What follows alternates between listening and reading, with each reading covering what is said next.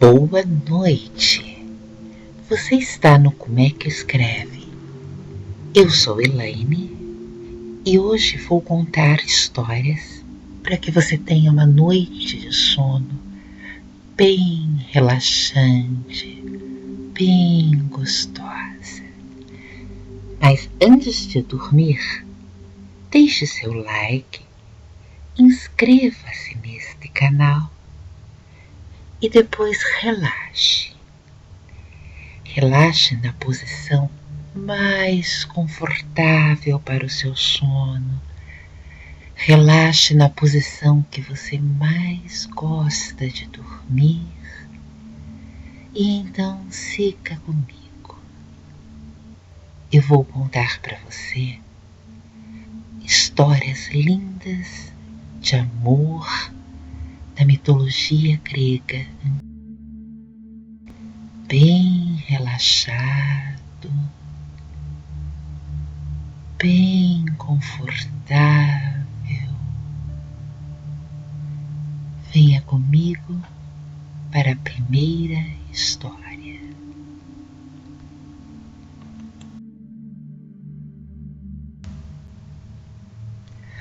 Orfeu e Eurídice.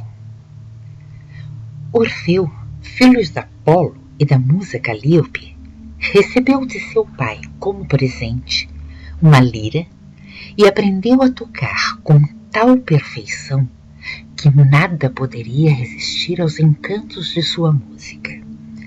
Não somente os mortais, seus semelhantes, mas os animais abrandavam-se aos seus acordes e reuniam-se em torno dele, em transe, perdendo a sua ferocidade. As próprias árvores eram sensíveis ao encanto, e até os rochedos. As árvores ajuntavam-se ao redor de Orfeu, e as rochas perdiam algo de sua dureza, amaciadas pelas notas de sua lira. Himeneu foi convocado para abençoar com sua presença o casamento de Orfeu e Eurídice, mas, embora tivesse comparecido, não levou consigo augúrios favoráveis. Sua própria tocha fumegou, fazendo lacrimejar os olhos dos noivos. Coincidindo com tais prognósticos, Eurídice, pouco depois do casamento, quando passeava com as ninfas, suas companheiras, foi vista pelo pastor Aristeu, que, fascinado por sua beleza, tentou conquistá-la. Ela fugiu e, na fuga, pisou uma cobra, foi mordida no pé e morreu. Orfeu cantou o seu pesar para todos quantos respiraram na atmosfera superior, deuses e homens. E nada conseguindo, resolveu procurar a esposa na região dos mortos. Desceu por uma gruta situada ao lado do promontório de Tenaro e chegou ao reino do Estige. Passando através de multidões de fantasmas, apresentou-se diante do trono de Plutão e Prosérpina e, acompanhado pela lira, cantou: Ó divindades do mundo inferior, para o qual todos nós teremos que vir um dia, ouvi minhas palavras, pois são verdadeiras. Não venho para espiar os segredos do Tártaro, nem para experimentar minha força quanto o cão de 3 cabeças que guarda a entrada. Venho à procura de minha esposa, a cuja mocidade o dente de uma venenosa víbora pôs um fim prematuro. O amor a que me trouxe. O amor, um Deus todo-poderoso entre nós, que mora na terra. E se as velhas tradições dizem a verdade, também mora aqui. Imploro-vos, uni de novo os fios da vida de Eurídice. Nós todos somos destinados a vós, por essas abóbodas cheias de terror, por esses reinos de silêncio, e mais cedo ou mais tarde passaremos ao vosso domínio. Também ela, quando tiver cumprido o termo de sua vida, será devidamente vossa. Até então, porém, deixai-a comigo, eu vos imploro. Se recusardes, não poderei voltar sozinho. Triunfareis com a morte de nós dois. Enquanto cantava essas ternas palavras, os próprios fantasmas derramavam lágrimas. Tântalo, apesar da sede, parou por um momento seus esforços para conseguir água. A roda de Ickson ficou imóvel. O abutre cessou de despedaçar o fígado do gigante. As filhas de Danaus descansaram do trabalho de carregar água em uma peneira. E Sísifo sentou-se em seu rochedo para escutar. Então, pela primeira vez, segundo se diz, as faces das fúrias umedeceram-se de lágrimas. Prosérpina não pôde resistir, e o próprio Plutão cedeu. Eurídice foi chamada e saiu do meio dos fantasmas, recém-vindos, cocheando devido à ferida no pé. Orfeu teve permissão de levá-la consigo, mas com uma condição, a de que não se voltaria para olhá-la enquanto não tivessem chegado à atmosfera superior. Com essa condição, os dois saíram. Orfeu caminhando na frente e Eurídice atrás. Eles partiram através de passagens escuras e íngremes, num silêncio absoluto, até quase atingir as risonhas regiões do mundo superior, quando Orfeu, num momento de esquecimento, para certificar-se de que Eurídice o estava seguindo, olhou para trás. E Eurídice foi então arrebatada. Erguendo os braços para se abraçarem, os dois apenas abraçaram o ar. Morrendo pela segunda vez, Eurídice não podia recriminar o marido, pois como haveria de censurar sua impaciência em vê-la? Adeus, exclamou, um último adeus, e foi afastada tão depressa que o som mal chegou aos ouvidos de Orfeu. Ele tentou segui-la e procurou permissão para voltar e tentar outra vez libertá-la, mas o rude barqueiro repeliu e recusou a passagem. Orfeu deixou-se ficar à margem do lago durante 7 dias, sem comer e sem dormir. Depois, amargamente acusando de crueldade as divindades do Érebo, cantou seus lamentos aos rochedos e às montanhas, abrandando o coração dos tigres e afastando os carvalhos de seus lugares. Manteve-se alheio às outras mulheres, constantemente entregue à lembrança de seu infortúnio. As donzelas trácias fizeram tudo para seduzi-lo, mas ele as repeliu. Elas o perseguiram enquanto puderam, mas vendo-o insensível, certo dia, excitadas pelos ritos de Baco, uma delas exclamou: ali está aquele que nos despreza, e lançou-lhe seu dardo. A arma mal chegou ao alcance do som da lira de Orfeu, caiu inerte aos seus pés. O mesmo aconteceu com as pedras que lhe foram atiradas. As mulheres, porém, com sua gritaria, abafaram o som da música, e Orfeu foi então atingido, e dentro em pouco, seus projéteis estavam manchados com seu sangue. As furiosas mulheres despedaçaram o vate e atiraram sua lira e sua cabeça ao rio Orfeu, pelo qual desceram ainda tocando e cantando a triste música, a qual as margens do rio respondiam com plangente sinfonia. As musas ajuntaram os fragmentos do corpo de Orfeu e os enterraram em Limetra, onde, segundo se diz, o rouxinol canta sobre seu túmulo, e o caz mais suavemente do que em qualquer outra parte da Grécia. A lira foi colocada por Júpiter entre as estrelas. A sombra do Vata entrou, pela segunda vez, no Tártaro, onde procurou por sua Eurídice e a tomou freneticamente nos braços. Os dois passearam pelos campos venturosos, juntos agora, indo ele às vezes na frente, às vezes ela. e Orfeu a contemplava tanto quanto queria, sem ser castigado por um olhar descuidado.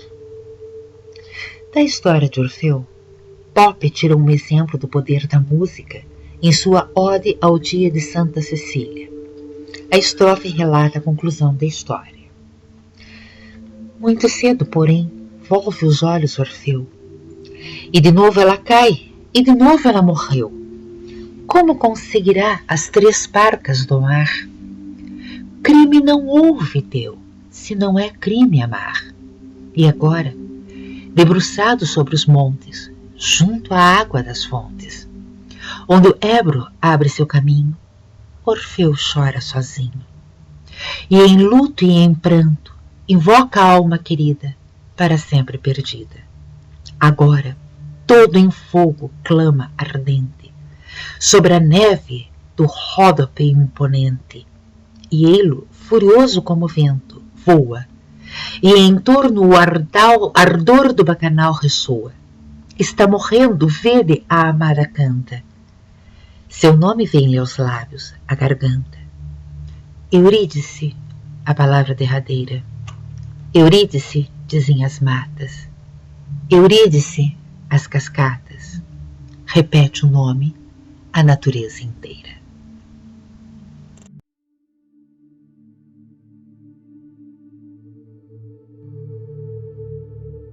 Salmácis e Hermafrodita. A ninfa é um ser livre por definição. Vivendo às margens dos rios, seu único trabalho é banhar-se nas águas claras e procurar fazer-se cada vez mais bela a cada hora que passa, de forma que a noite esteja ainda mais graciosa do que estava pela manhã. Assim pensava a ninfa Salmácis, reclinada na relva, à beira de um regato. Com a cabeça apoiada numa das mãos, a jovem alisava o tapete esverdeado do solo, arrancando pequenos pedaços da grama. Depois, lançava-os indolentemente à água, após estudá-los de todos os modos. Salmácis gostava também de gastar um tempo infinito no restante desta importante ocupação, acompanhando a minúscula odisseia do pequeno talo verde que navegava na corrente do rio até desaparecer da sua vista, misturando-se aos outros pequenos detritos que vagam na superfície das águas. Às vezes, no entanto, fingia ser ela mesma esse pequeno talo. Deitada sobre o curso da água, boiava, deixando que a corrente a levasse onde quisesse. Enquanto ia assim navegando, de costas para a água, Salmácis sentia-se flutuar, liberta de tudo. Via aos altos as nuvens que avançavam com ela, enquanto pequenas andorinhas voavam em círculo no grande azulejo invertido do céu. Às vezes o sol, por entre os galhos da vegetação das margens, obrigava-a a fechar momentaneamente os olhos. Então, a coisa mais fácil do mundo para Salmácis era acordar, de repente, quase desaguando o mar, junto com as águas do rio. Neste momento, seus ouvidos ainda podiam escutar as vozes de suas companheiras, que se afastavam na outra margem, comentando algo em tom raivoso. Invejosas, disse Salmácis, colando, aborrecida, a face direita na relva. Tinha certeza de que falavam mal dela, pois havia pouco tempo tivera uma irritante discussão com as ativas e incansáveis colegas. Discussões, mais do que qualquer outra coisa, aborreciam-na profundamente. Não conseguia imaginar como 2 pessoas podiam se desentender num lugar maravilhoso como aquele. Vamos lá, preguiçosa, disse uma delas, atirando-lhe um punhado de seixos. Vamos para a caçada. Diana já nos espera no bosque, disse outra. Diana.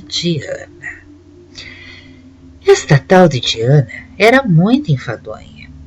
Deusa, mas que criatura enojada! A incansável deusa dos bosques só queria saber, afinal, de caçadas. Vão vocês, eu estou bem aqui, disse Salmacis, sem dar ouvidos às censuras de suas aborrecidas irmãs. Mais tarde, sabia, elas voltariam, esbaforidas, trazendo às costas veados ou corças cobertos de sangue, misturando o seu suor ao sangue dos animais abatidos. Era sempre a mesma coisa que a ninfa escutava de olhos fechados. Em meio à algazarra das vozes, podia sentir em seu corpo, colado ao solo, a vibração repugnante dos corpos lançados desrespeitosamente ao chão como simples e pesados fardos de carne. Suas irmãs, no entanto, recém haviam partido para sua obrigação. Suas vozes aos poucos se misturavam aos ruídos naturais do bosque, até que a paz, bendita paz, retornava outra vez, pousando por tudo. A ninfa podia entender agora, ao comprido, seu corpo delgado, deixando que o sol acariciasse a sua pele, até arrancar dela minúsculas gotas de suor, pois Salmacis era assim, gostava de suar em silêncio. Enquanto o sol esquentava sua pele, pequenas abelhas vinham pousar sobre seu corpo. Podia sentir os passarinhos, os pequenos insetos dourados, e como eles percorriam suas pernas, subindo pelas coxas firmes e bronzeadas. De repente, porém, erguiam voo outra vez, indo pousar nos seios, no rosto ou passeando livremente em sua testa. Ela ainda estava deitada, preparando-se para dar um mergulho, quando percebeu que alguém se aproximava da outra margem do rio. De bruços, precisou apenas erguer a cabeça para divisar um belo rapaz. Não teria mais que 15 anos de idade, e ele sentou-se à beira da corrente. O jovem esticou uma das pernas, pôs os pés nas águas, enquanto que a outra perna permaneceu dobrada, deixando o joelho à altura do queixo. Os cabelos loiros caíam em desalinho pelos ombros, agitando ocasionalmente por uma pequena brisa. Tratava-se de Hermafrodita, o belo fruto da união entre Vênus e Mercúrio. Apesar de sua pouca idade, seu corpo já tinha conformação quase idêntica à de um adulto robusto e sadio. Seus traços revelavam nitidamente a sua ilustre descendência, de tal forma que era impossível passar despercebido aos olhos de qualquer mulher, ou de qualquer ninfa. Com as mãos em concha, Hermafrodita recolheu um pouco da água do leito do rio e banhou a face corada. Depois, repetindo o gesto, molhou o cabelo, fazendo com que pequenos veios de água escorressem pelos ombros, coberto apenas por uma fina túnica, despenhando-se em seguida pelas suas robustas espátuas. Hermafrodita ainda não havia percebido, na outra margem, a presença da curiosa Salmacis, que, encantada com seus gestos, ao mesmo tempo viris e delicados, apaixonara-se instantaneamente por ele. Quem será? Perguntava-se a ninfa intrigada. Erguendo mais um pouco o busto, apoiada em duas mãos, Salmacis continuou a observar o rapaz, que progredia em sua higiene bem na sua frente. Hermafrodita, já em pé, livrou-se de seu pequeno manto, descobrindo-se ao sol o corpo viril e atlético. Ele há de ser meu, disse a ninfa, segredando à terra o seu desejo. Quando ergueu a cabeça novamente, porém, enxergou apenas centenas de gotas d'água subindo para o alto, num borrifo imenso que lembrava de um chafariz. Hermafrodita demorou um bom tempo para voltar à superfície, de tal sorte que a ninfa chegou a temer por sua vida. Mas bastaram mais alguns instantes para que sua bela cabeça molhada surgisse na água, quase à sua frente. Sua boca lançou-se inadvertidamente os respingos de um fôlego quase perdido. A pele da ninfa cobriu-se de minúsculas gotas que se uniram ao seu suor. Salmácis gostou disso. O rapaz, contudo, ao perceber que estava diante daquela bela mulher, tomou um susto, recuou um pouco para dentro do leito do rio. Calma, não se assuste, disse a ninfa com um sorriso malicioso. Salmácis, como uma pequena serpente feminina, rastejou em sua direção, esfregando os seios e coxas sobre a relva, até aproximar-se o máximo possível à cabeça da corrente do rio. Pendida sobre as águas, estudava implacavelmente o rapaz. Quem é você? Perguntou Hermafrodita, ainda não recuperado totalmente do susto. Aquela que deseja ardentemente saber quem é você, disse Salmácis, mergulhando em seguida a cabeça inteira na corrente. Seus olhos mantiveram-se abertos abaixo da linha da água, estudando os segredos que a superfície relativamente calma do rio ocultava. Depois, retirando a cabeça da água com violência, arremessou sobre a face do jovem, com a impetuosidade de um chicote, um grande jato d'água. Hermafrodita, definitivamente assustado com a audácia da ninfa, começou a nadar em direção à outra margem. O que há, garoto? Está com medo de mim? Perguntou a ninfa surpresa. Salmácis, na verdade, estava acostumada com a agressividade dos seus rudes e habituais cortejadores, que eram faunos e sátiros, que já chegavam agarrando-a, passando seu corpo às mãos grosseiras e peludas. A ninfa, contudo, jamais permitira que algum desses seres vulgares lhe chegassem perto, preferindo sempre a companhia dos gentis e delicados pastores. Mas que alguém quisesse fugir dela era uma novidade e surpreendente. Vendo que ele já saíra da água e rumava, num passo apressado, para dentro do bosque, esquecido até da própria roupa, Salmácis pôs-se em pé e lançou-se à água. Seus braços ágeis cortaram a correnteza suave com tal rapidez que em breve estava na outra margem. Ao sair do rio, mal teve tempo de perceber o dorso nu do rapaz ganhando rapidamente a mata. Espere, por favor, não tenha medo de mim, disse a ninfa com um riso nervoso. Salmácis entrou também correndo na mata, fazendo com que seus seios vibrassem no mesmo ritmo de seu passo veloz. Mais adiante divisou Hermafrodita, encostado a uma grande árvore, cujos galhos recobertos de folhas cobriam-no quase que inteiramente. Espere, vamos conversar, disse a ninfa. Quero conhecê-lo melhor. Não tenho nada para conversar com você, Hermafrodita replicou. Mas quem é a mulher aqui, afinal? Salmácis exclamou, zangando-se. E Hermafrodita, ofendido, retesou o peito numa resposta instintiva à ninfa. E ela gostou da resposta. Com os seus olhos, percorreu o corpo do jovem até exclamar com um sorriso satisfeito. Você, com toda certeza. Procurando ser mais contida, a ninfa tentou ganhar-lhe a confiança como numa caçada. Salmácis, afinal, agora estava caçando. Você é bem novo, não? Perguntou, dando um passo adiante. Não tanto quanto você, disse o jovem, fingindo-se mais velho do que realmente era. É mais experiente, então. Hermafrodita nada respondeu. A ninfa, no entanto, aproximara-se tanto que o jovem podia sentir a respiração dela em seu peito. Era um sopro curto e irregular que lhe provocava cócegas no peito quase liso. Salmácis, na verdade, também começava a perder o controle da situação. De repente, encurralando o rapaz contra o grosso tronco da árvore, ela tomou a sua cabeça entre as mãos e colou com fúria seus lábios aos dele.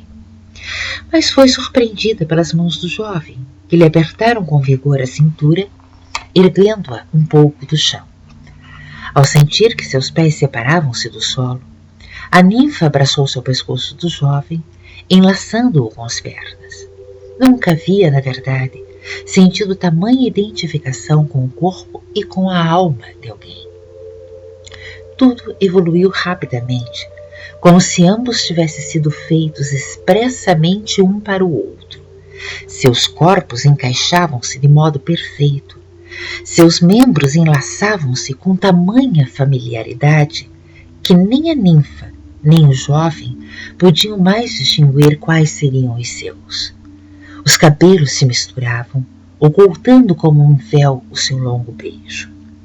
De repente, porém, a ninfa, descolando-se momentaneamente os seus lábios dos do jovem, e sentindo um desejo forte abalar todo o seu corpo, exclamou: ó deuses, quero que nós dois sejamos uma só pessoa. Os deuses, que a escutavam, atenderam imediatamente ao pedido. O corpo dos dois amantes começou a se fundir sobre a sombra generosa da árvore, que parecia descer um pouco mais os seus galhos para ocultar a metamorfose. Os peitos de ambos, colados firmemente, impediram-nos agora de se separar em troncos. Suas bocas se fundiram uma na outra, tornando o longo beijo um beijo perpétuo. As pernas da ninfa, enlaçadas à cintura do jovem, amarraram os dois amantes para sempre num nó indissolúvel, um único e perfeito ser.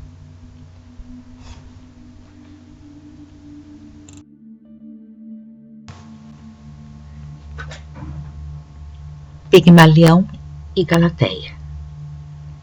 Primeiro dia. Cheguei hoje, finalmente, à ilha de Chipre, onde pretendo me instalar para exercer minha atividade de escultor. Dizem que os ares daqui são revigorantes e a luminosidade ideal para os artistas. Dei uma caminhada pelas ruas da cidade assim que me livrei da arrumação de minhas coisas. As ruas são cheias de caminhos labirínticos, suas casas baixas e sólidas, e a população é bastante agitada. Bastante, talvez seja um exagero. Estando acostumado às minhas criaturas imóveis e silenciosas, não posso me deixar de surpreender quando entro em contato outra vez com seres humanos reais, vivos e inquietos, exatamente como eu, afinal. Segundo dia. Estou aguardando ainda a chegada do grande bloco de mármore que encomendei em Paros. Apesar de ter tomado essa providência há mais de um mês, calculando que já estaria aqui quando eu chegasse, acho que caí outra vez na conversa dos transportadores. Ao final deste dia, insuportavelmente quente, dei uma passada no ponto para saber da entrada de alguma embarcação proveniente da ilha. Nada havia, o que me fez retornar passos lentos sobre uma brisa fresca que sopra finalmente vinda do mar. Terceiro dia. Como são atrevidas as mulheres desta ilha? Não posso deixar de me surpreender com seu comportamento vulgar. A maioria delas não hesita em se insinuar diante de qualquer homem com propostas francas e ousadas. Não estou acostumado a isso e não posso deixar de achar que as mulheres perdem muito de sua graça quando são muito desinibidas. Tive a oportunidade de dizer isto, de maneira franca, a uma delas, que riu simplesmente na minha cara dizendo: querido, estamos fartas de ouvir falar tanto em virtude. Falemos um pouco de prazer. Se não houvesse impedido seu furor, creio que ela teria ido muito mais longe nas suas intenções.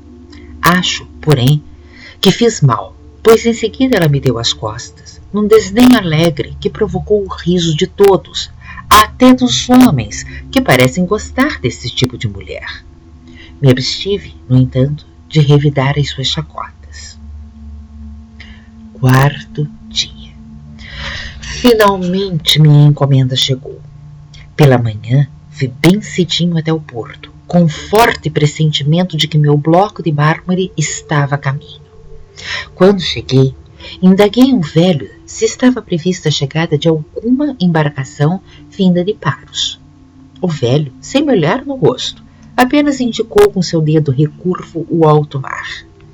Lá ao longe, pude identificar uma grande embarcação que avançava lentamente em nossa direção. Sem outro recurso, sentei-me sob os degraus amplos do cais enquanto esperava. Uma chuvinha miúda começou a cair enquanto o navio encostou bem à minha frente. A nau, de fato, era proveniente da ilha onde eu fizera a minha aquisição. E em instantes tive a satisfação de ver descarregar, envolto por uma armação de tábuas, o meu sólido bloco de mármore, tão puro que lembrava o mais fino marfim. Acompanhei com os carregadores o translado da pedra até a minha casa, feliz em poder retomar minha atividade, pois já andava cansado de tanta ociosidade. Enfim, hoje mesmo comecei a trabalhar. Quinto dia. Passei o dia inteiro pensando no que faria o meu magnífico bloco de mármore. Vários temas me passaram pela frente, mas afinal terminei optando por fazer a estátua de uma mulher. Uma mulher de verdade, pensei, diferente de todas as que vejo na rua. Sem me dar conta do meu paradoxo, continuei decidindo a moldar uma mulher tal como eu a prefiro, bela e discreta. Talvez, admiro, também com uma pitada muito sutil de malícia, mas muito diferente da malícia óbvia e exaustiva que vejo por aqui. 10º dia. A obra está avançando admiravelmente, ainda que a custo de muita concentração. Durante 5 dias estive entregue à tarefa de dotar minha estátua de um rosto superior a todos os outros. Não tenho tido tempo nem ânimo para desviar os olhos de minha obra. Mas, afinal, concluí hoje aquela que para mim é e será sempre a parte mais importante de uma mulher, o seu rosto. Consegui de tal modo colocar nele as particularidades das feições mais belas que conheci, que acabei esculpindo um que não se parece com nenhum outro jamais visto. Não sei exatamente como explicar. Há nele um encanto que combina com o ar sonhador oriental e um ar de ponderada reflexão das mulheres mais sábias da minha terra. Seu semblante, a princípio, parece um pouco severo, da testa até o nariz. Dali para baixo, no entanto, resplandece uma alegria, comedida e mais interior, que está, julgo, perfeitamente representada no traçado meticuloso de lindos lábios, que não são nem tão cheios, nem tão finos, mas bem proporcionados. Seu rosto tem uma forma ovalada. Os cabelos compridos, descidos de cada lado de suas feições, são uma moldura perfeita para ele. Não fosse o rosto de uma estátua, diria que estou apaixonado por ele. 11º dia. Depois de dar alguns retoques na cabeça, comecei a esculpir hoje o pescoço e o torso. Será uma tarefa que exigirá muito tempo, pois esculpir as curvas de seus ombros e modelar os seus seios, que não sei ainda que formato e volumes exatos terão, exigirá de mim todo o esforço e talento de que for capaz. Enquanto esculpo, porém, tive uma súbita inspiração. Abandonando o martelo e o formão, exclamei de improviso: Galateia! Depois repeti várias vezes esse nome, e nenhum outro me pareceu mais adequado ao seu porte e à sua fisionomia. 13º dia. Terminei de esculpir o busto. Preferi dar-lhe um volume intermediário entre grande e pequeno, talvez puxando um pouco para o grande. As duas estruturas estão inacreditavelmente sólidas e ao mesmo tempo parecem leves e soltas, de tal forma que parecem balançar toda vez que sacudo levemente o pedestal. Será imaginação minha, ou seus seios balançam-se mesmo a um leve toque dos meus dedos? Bem ao centro de cada um dos montes, coloquei duas pequenas saliências, que acrescentaram ao conjunto um efeito magnífico. Como poderei, desse jeito, resistir por mais tempo aos seus encantos? 25º dia. Finalmente concluí minha adorada estátua. Seus pés ficaram perfeitos. Nunca vi joelhos mais simétricos. Sua cintura não tem uma falha.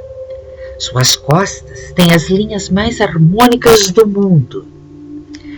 Eu a fiz inteiramente nua, mas pretendo logo cobri-la de sedas. Sim, eu cobrirei sua maravilhosa nudez de sedas e de joias, as mais caras e belas que conseguir encontrar. Vou fazer isso agora mesmo. 26º dia.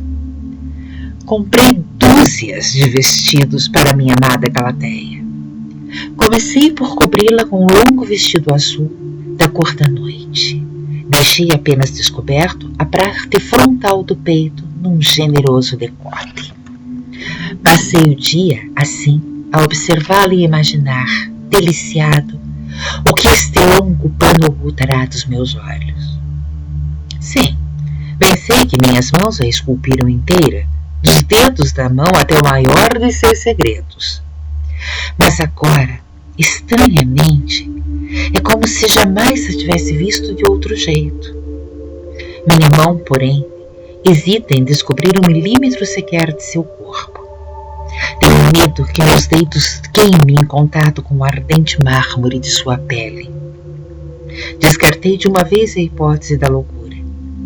Minha Galateia é perfeitamente real na sua esplêndida e vívida imobilidade.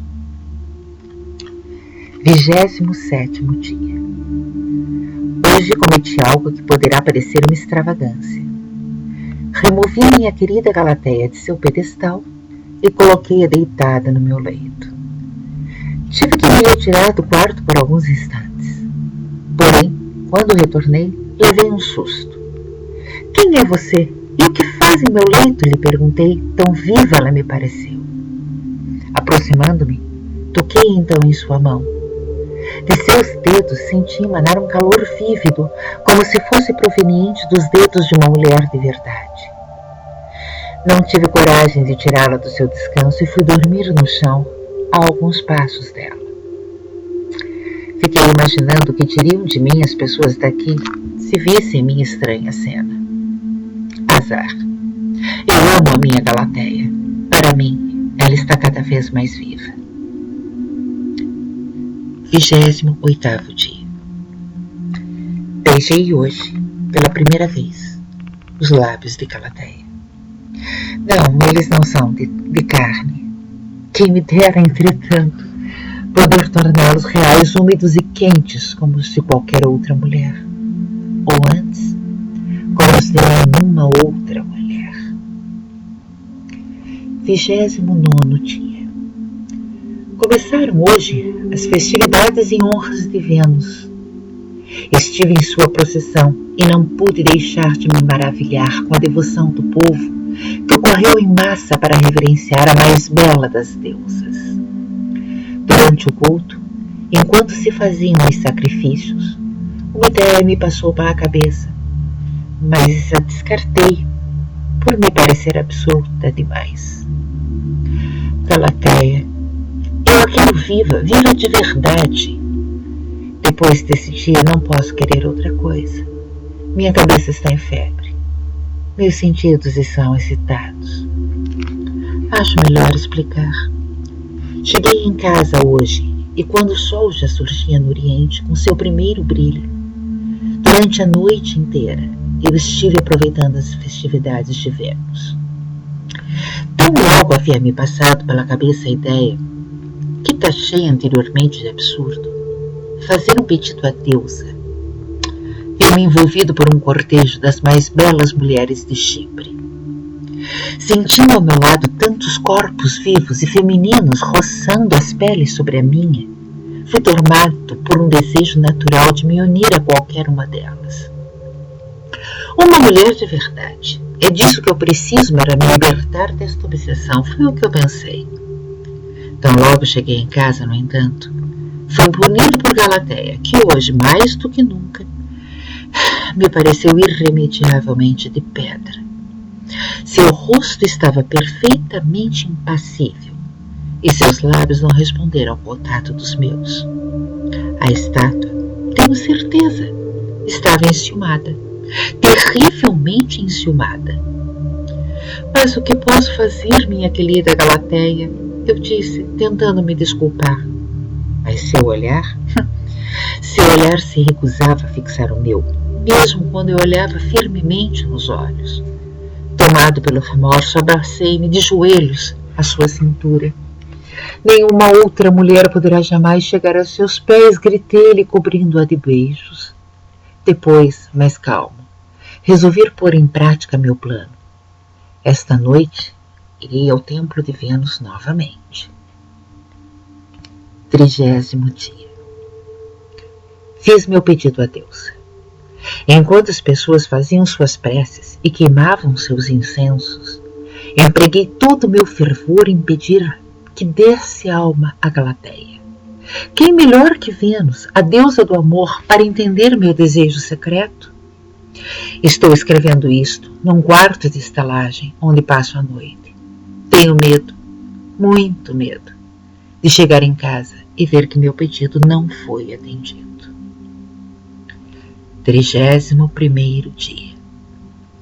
Por todo o dia vaguei pelas ruas até que, quando a noite já caíra, tomei coragem e decidi enfrentar meu destino. Atravessei o caminho marcheado de árvores que leva até minha casa.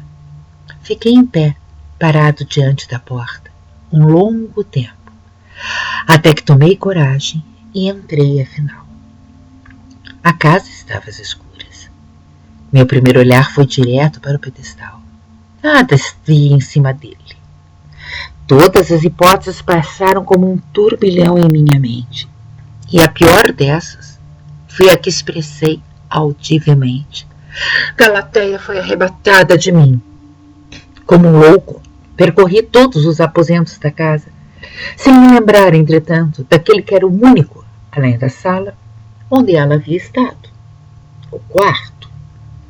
Implorando a Vênus que a encontrasse, ainda que sob a forma de estátua, rumei em passos vacilantes para lá. Ao entreabrir a porta, tive a maior sensação de alívio que um homem pode sentir. Deitada em meu leito, lá estava ela.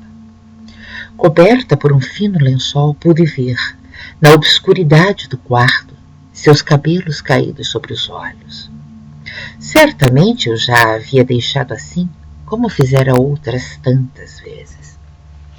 Esquecido já do pedido, ajoelhei-me aos pés da cama. Galateia estava imóvel, como sempre estivera. Feliz por ter ao menos sua imagem para sempre ao meu lado, colei meus lábios aos dela com fervor e paixão. Senti um calor emanar de sua boca, mas deixei por conta dos meus desvarios.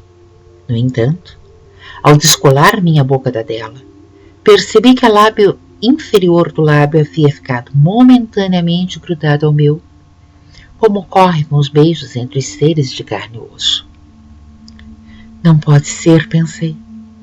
Em seguida, Com o coração galopando em terrível descompasso, puxei a coberta que estava erguida até o seu peito. Enquanto retirava a coberta, toquei involuntariamente no seu braço, que se afundou suavemente ao contato de meu dedo, retornando em seguida à aparência normal. Sua pele nem de longe lembrava a frieza do mármore. Galateia estava viva. Sim, não podia haver mais dúvida alguma. Tomando sua cabeça em minhas mãos, despertei-a, talvez abruptamente demais. Seus olhos, como pude não perceber que estavam até cerrados, se nunca assim antes estiveram, abriram-se lentamente, mostrando um brilho meio assustado. Pela primeira vez, seus olhos me olharam verdadeiramente, olharam para os meus, sussurrando meu nome.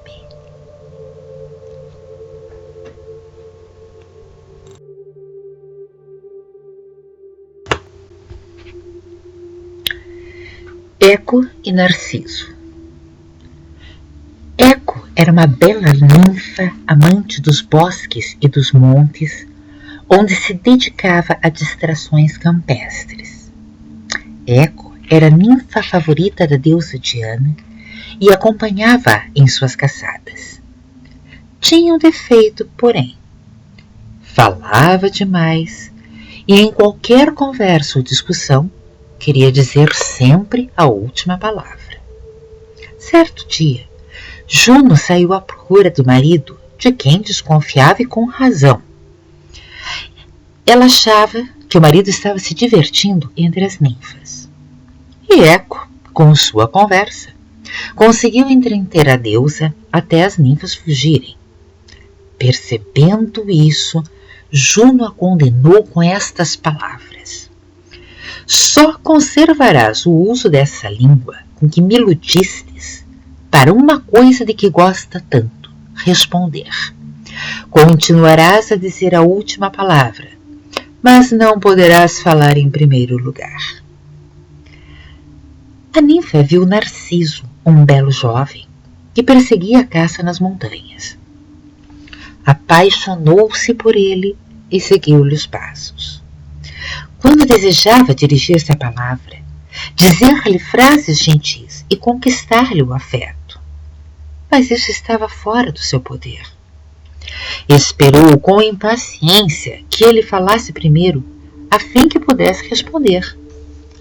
Certo dia, o jovem, tendo se separado dos companheiros, gritou bem alto: "Há alguém aqui!" "Aqui!" respondeu Eco. Narciso olhou em torno e, não vendo ninguém, gritou: "Vem!" "Vem!" respondeu Eco. "Por que foges de mim?" perguntou Narciso. Eco respondeu com a mesma pergunta. "Vamos nos juntar", disse o jovem. A donzela repetiu com todo ardor as mesmas palavras e correu para junto de Narciso, pronta a se lançar em seus braços. "Afasta-te!" exclamou o jovem, recuando. "Prefiro morrer a te deixar possuir-me." "Possuir-me", disse Eco. Mas tudo foi em vão.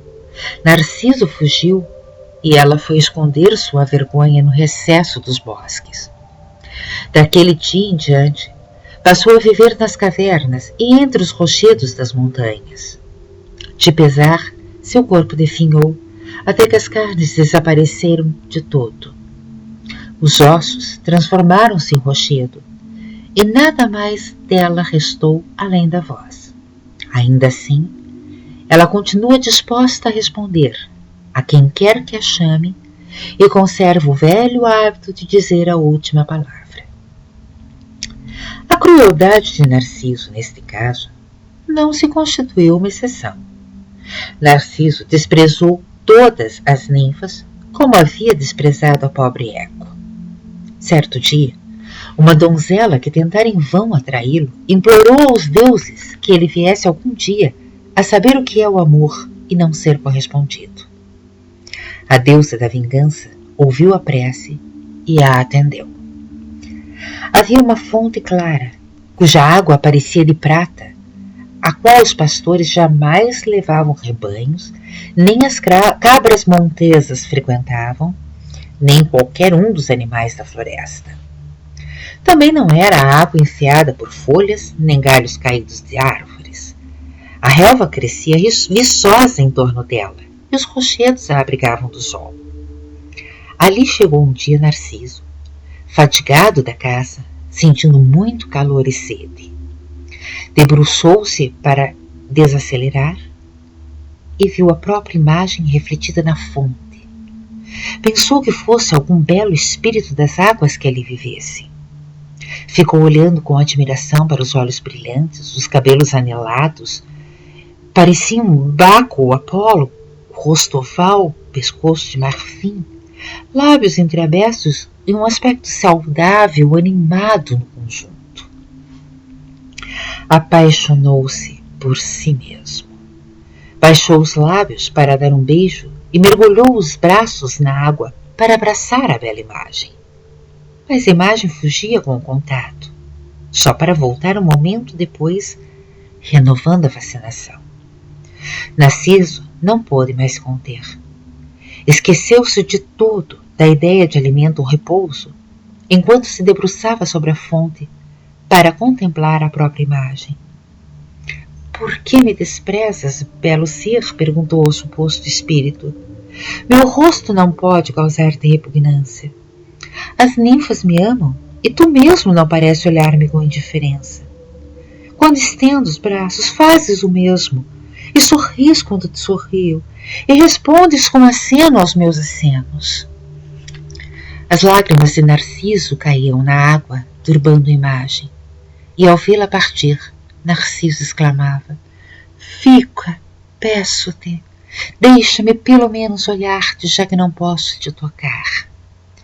Com essas palavras e outras semelhantes, atiçava a chama que o consumia, e assim, pouco a pouco, foi perdendo as cores, o vigor, a beleza, tudo que antes tanto encantara a doce ninfa Eco.